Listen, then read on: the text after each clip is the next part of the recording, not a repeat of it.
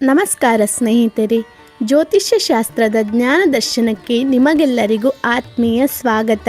ಖಗೋಳ ಮಂಡಲದಲ್ಲಿ 12 ರಾಶಿಗಳಲ್ಲಿ ಮೊಟ್ಟ ಮೊದಲನೆಯ ರಾಶಿ ಯಾವುದು ಅಂದರೆ ಅದುವೇ ಮೇಷರಾಶಿ. ಕಾಲಪುರುಷನ ಅಂಗಾಂಗಗಳಲ್ಲಿ ಮೇಷರಾಶಿಯು ಶಿರಸ್ಸನ್ನು ಅಂದರೆ ತಲೆಯನ್ನು ಪ್ರತಿನಿಧಿಸುತ್ತದೆ. ಶಿರಸ್ಸು ಹೇಗೆ ನಮ್ಮ ಇಡೀ ದೇಹವನ್ನು ಮುನ್ನಡೆಸುತ್ತದೆಯೋ ಹಾಗೆ ಮೇಷರಾಶಿಯ ವ್ಯಕ್ತಿಗಳು ಸಮಾಜದಲ್ಲಿ ನಾಯಕರಾಗಿ ಮುಂಚೂಣಿಯಲ್ಲಿ ನಿಲ್ಲುವ ಸಾಮರ್ಥ್ಯವನ್ನು ಜನ್ಮತಃ ಪಡೆದುಕೊಂಡು ಬಂದಿರುತ್ತಾರೆ. ನಿಮ್ಮ ರಾಶಿ ಮೇಷರಾಶಿಯಾಗಿದೆಯೇ? ಅಥವಾ ನಿಮ್ಮ ಕುಟುಂಬದಲ್ಲಿ, ಸ್ನೇಹಿತರ ವೃತ್ತದಲ್ಲಿ ಯಾರಾದರೂ ಮೇಷರಾಶಿಯವರಿದ್ದಾರೆಯೇ? ಹಾಗಾದರೆ ಈ ವಿಡಿಯೋವನ್ನು ಕೊನೆವರೆಗೂ ವೀಕ್ಷಿಸಿ.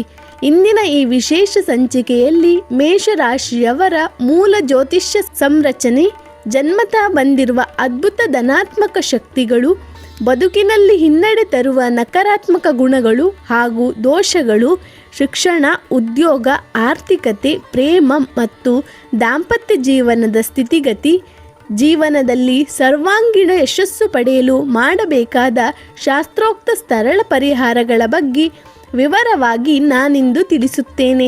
ಜ್ಯೋತಿಷ್ಯ ಹಿನ್ನೆಲೆ ಮತ್ತು ನಕ್ಷತ್ರ ಸಂರಚನೆ.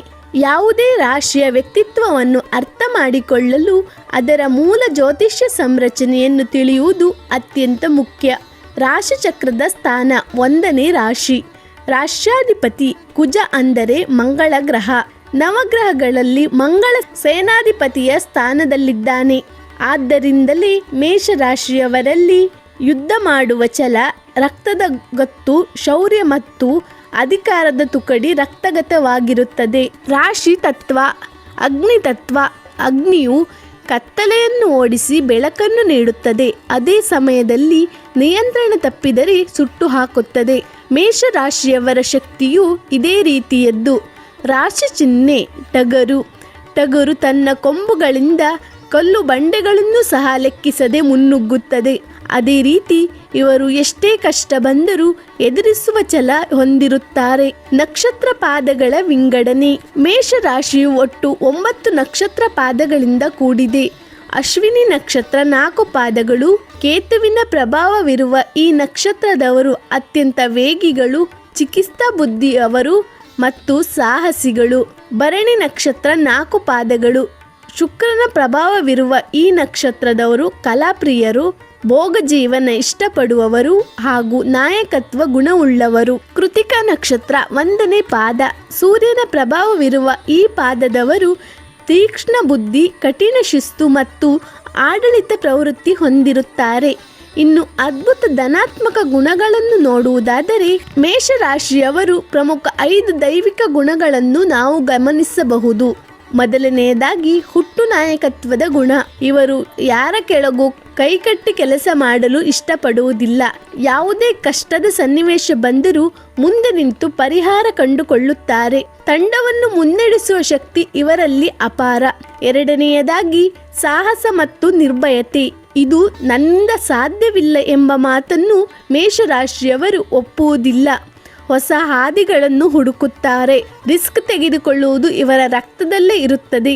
ಮೂರನೆಯದಾಗಿ ಪ್ರಾಮಾಣಿಕತೆ ಮತ್ತು ನೇರ ನುಡಿ. ಮೇಷರಾಶಿಯವರ ಮನಸ್ಸಿನಲ್ಲಿ ಒಂದಿದ್ದು ಹೊರಗಡೆ ಇನ್ನೊಂದು ಇರುವುದಿಲ್ಲ. ಮುಖಸ್ತುತಿ ಮಾಡುವುದು ಇವರಿಗೆ ಬರುವುದಿಲ್ಲ. ಸತ್ಯ ಕಹಿಯಾದರೂ ನೇರವಾಗಿ ಮುಖಕ್ಕೆ ಹೊಡೆದಂತೆ ಮಾತನಾಡುತ್ತಾರೆ. ನಾಲ್ಕನೆಯದಾಗಿ ಸ್ವಾವಲಂಬನೆ. ತಂದೆ ತಾಯಿಯರ ಆಸ್ತಿಯಾಗಲಿ ಅಥವಾ ಇತರರ ಕೃಪೆಯಾಗಲಿ ಇವರಿಗೆ ಮುಖ್ಯವಲ್ಲ. ಸ್ವಂತ ಪರಿಶ್ರಮದಿಂದ ಸಾಮ್ರಾಜ್ಯ ಕಟ್ಟಬೇಕು ಎಂಬ ಹಂಬಲ ಇವರದ್ದು. ಉದಾರತೆ ಮತ್ತು ರಕ್ಷಣಾ ಪ್ರವೃತ್ತಿ. ಮೇಲ್ನೋಟಕ್ಕೆ ಕಠಿಣವಾಗಿ ಕಂಡರೂ ತಮ್ಮನ್ನು ನಂಬಿದವರಿಗೆ ಪ್ರಾಣವನ್ನಾದರೂ ಕೊಡಲು ಸಿದ್ಧರಿರುತ್ತಾರೆ. ಅನ್ಯಾಯವನ್ನು ಕಂಡರೆ ಇವರು ಸಹಿಸುವುದಿಲ್ಲ. ಇನ್ನು ಮೇಷರಾಶಿಯವರ ನಕಾರಾತ್ಮಕ ಗುಣಗಳು ಮತ್ತು ದೋಷಗಳು. ಪ್ರತಿಯೊಂದು ನಾಣ್ಯಕ್ಕೂ 2 ಮುಖಗಳಿದ್ದಂತೆ. ಹಾಗೆ ಮೇಷರಾಶಿಯವರಲ್ಲಿ ನಿಯಂತ್ರಿಸಬೇಕಾದ ಕೆಲವು ನ್ಯೂನತೆಗಳನ್ನು ನಾನೀಗ ತಿಳಿಸುತ್ತೀನಿ. ಅತಿಯಾದ ಕೋಪ ಮತ್ತು ಆವೇಶ. ಮಂಗಳನ ಅಧಿಪತ್ಯದಿಂದಾಗಿ ಇವರಿಗೆ ಕ್ಷಣಾರ್ಧದಲ್ಲಿ ಕೋಪ ನೆತ್ತಿಗೇರುತ್ತದೆ. ಕೋಪ ಬಂದಾಗ ಏನು ಮಾಡುತ್ತಾರೆ, ಏನು ಮಾತನಾಡುತ್ತಾರೆ, ಏನು ನಿರ್ಧಾರ ತೆಗೆದುಕೊಳ್ಳುತ್ತಾರೆ ಎಂಬ ಅರಿವು ಅವರಿಗೆ ಇರುವುದಿಲ್ಲ. ಈ ಆವೇಶವೇ ಇವರ ಅನೇಕ ಸಂಬಂಧಗಳನ್ನು ಹಾಳು ಮಾಡುತ್ತದೆ.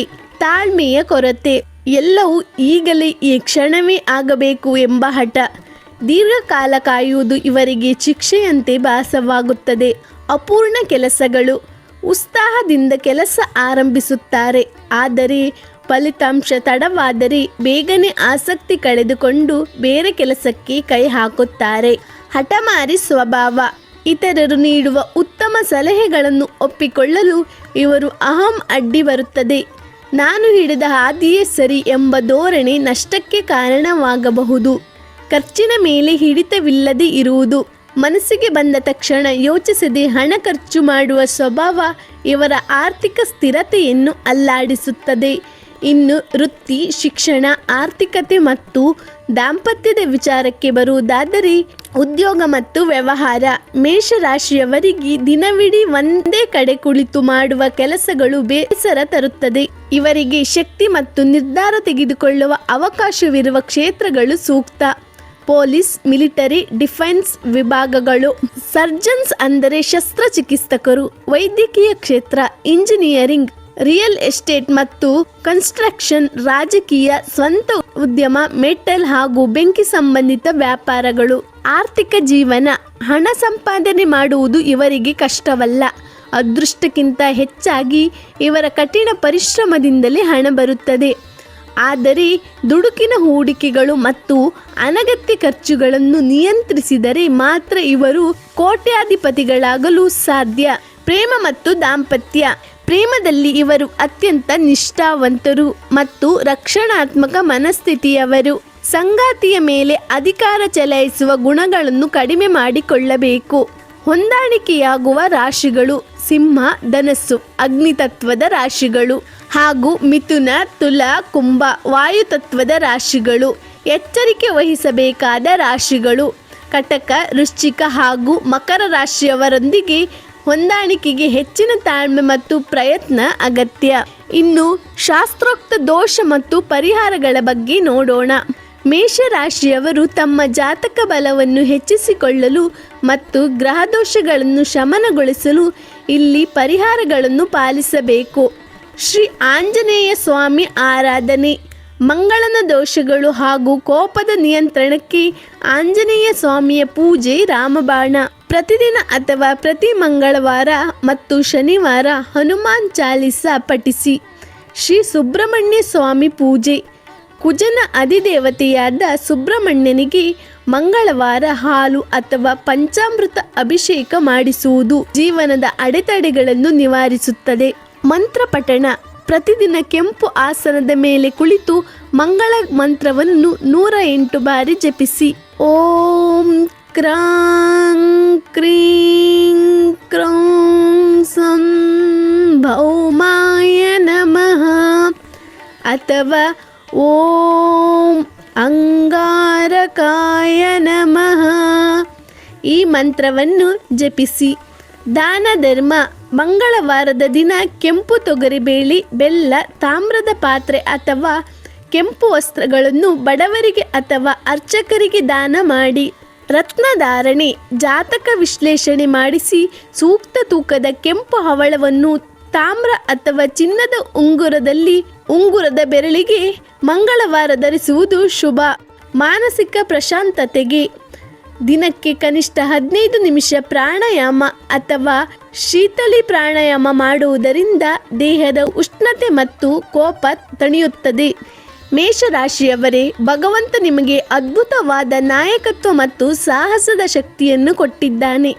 ನಿಮ್ಮ ಕೋಪ ಮತ್ತು ಅವಸರವನ್ನು ಸ್ವಲ್ಪ ನಿಯಂತ್ರಿಸಿ ತಾಳ್ಮೆಯಿಂದ ಹೆಜ್ಜೆ ಇಟ್ಟರೆ ಈ ಜಗತ್ತಿನಲ್ಲಿ ನೀವು ಗೆಲ್ಲಲಾರದ ಕ್ಷೇತ್ರ ಇಲ್ಲ. ನಿಮ್ಮ ಜೀವನದಲ್ಲಿ ಈ ಗುಣಗಳು ಎಷ್ಟರ ಮಟ್ಟಿಗೆ ಹೊಂದಾಣಿಕೆಯಾಗಿದೆ ಎಂಬುದನ್ನು ಕೆಳಗಿನ ಕಮೆಂಟ್ ಮಾಡಿ ತಿಳಿಸಿ.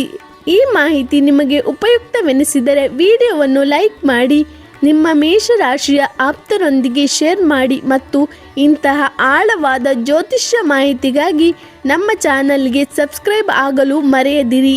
ಸರ್ವೇ ಜನಃ ಸುಖಿನೋ ಭವಂತು.